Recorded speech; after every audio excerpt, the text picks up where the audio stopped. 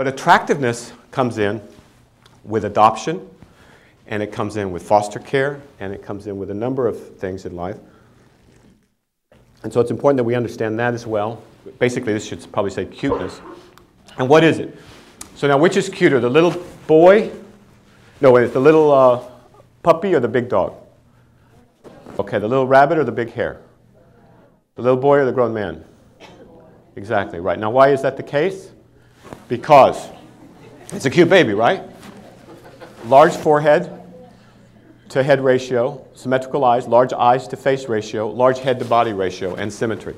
That is what's cuteness, and we are hardwired. This is true across any culture, all cultures. Some people don't believe that, so I show them this picture, and they go, well, you know, this is the highest paid model, or she was the highest paid model in the world. Not too convincing for a lot of the women in the audience, so I go to this one.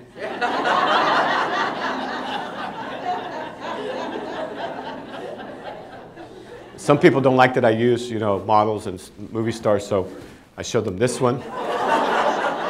This is my dog Lobo. You could sell tacos with it, right?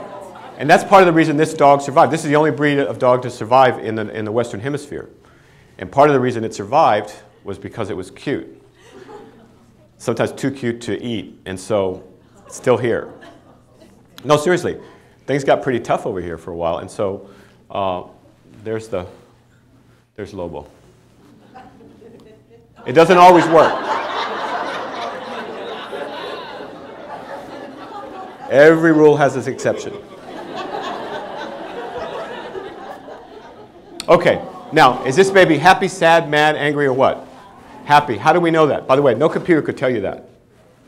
They've been working on artificial intelligence now for 25 years, and they cannot read facial expression. They can read faces, but they can't read facial expression. We know this child is happy, and how do we know? We know because of the slight little dimple here, a slight little fold in the eyes here, but we learned all that when we were very, very, very, very small. And that capacity to discriminate facial expression is absolutely critical.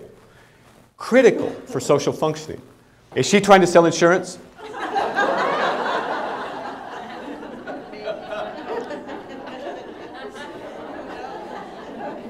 No, I don't think so. You don't think so either for some reason. So we know something's going on here, but how do we know? You can't get a machine to figure this out, but we can do it just like that. And so, yeah. For the ones who couldn't get the last one, this one's more simple. All right, who's more likely to be aggressive, the man on the left or the man on the right? Man A or man B? Correct. Okay, you all said B. Everybody. I've shown this picture, I don't know, maybe 100 times, primarily to judges, lawyers. Seriously. And they all said the same thing. Now, we just did something really, really, really bad. Really, really, really wrong. We just judged somebody's aggressiveness based on their appearance.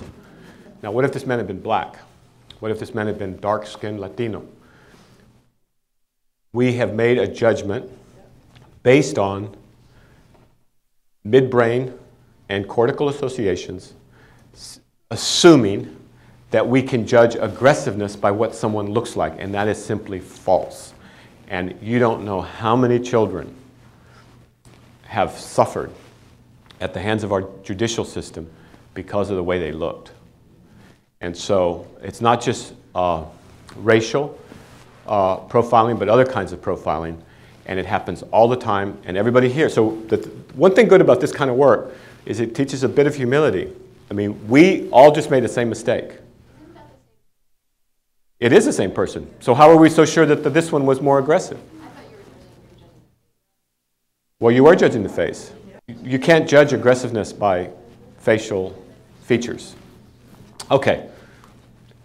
Now, let me show you how some of this occurs, though. This may be a little bit too small for you to see, but